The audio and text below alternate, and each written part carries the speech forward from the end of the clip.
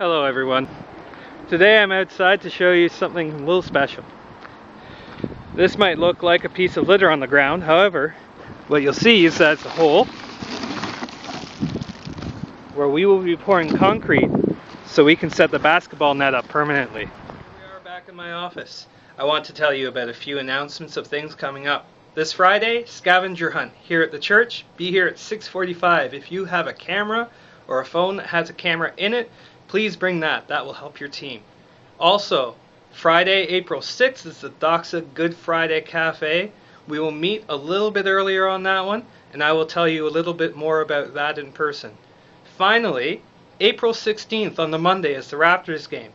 I need to hear from you as soon as possible if you're planning on coming, so I can make sure your seats are reserved. New today, rather than these discussion sheets, which I'm sure are familiar to you, what we will be doing is introducing the discussion over a video tonight. As you know, we've been doing a run through the Bible to try to find how your story and the story of God and man all fit together. This week we'll be looking at the title Home Safe. Once again, the people of Israel, their own country, he made them some promises. He promised if they followed him, what he would do is he would bless them in the land that they lived in. However, if they didn't follow him, he would punish them for their disobedience. As they did not obey God, what happened was this. He raised up two countries.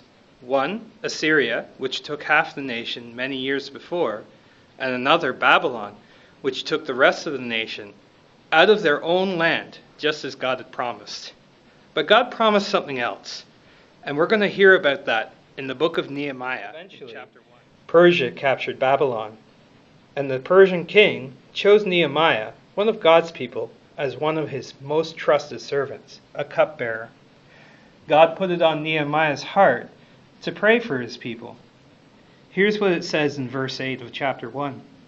Remember the word that you commanded your servant Moses, saying, if you are unfaithful, I will scatter you among the peoples. But if you return to me and keep my commandments and do them, though your dispersed be under the farthest skies, I will gather them from there and bring them to the place that I have chosen to make my name dwell. His promise by putting it in the heart of the king of Persia to send the people of Israel back into their homeland. He chose Nehemiah to be one of the people to lead them there. Not only that, but he funded the trip and funded the rebuilding of the temple in Jerusalem and the walls of God. Returned the people back into the land and kept his promise. But they understood there was a greater promise still to come. A great king would come of the line of David, someone who is going to make the people of Israel a blessing to the entire earth and set up God's kingdom on the earth.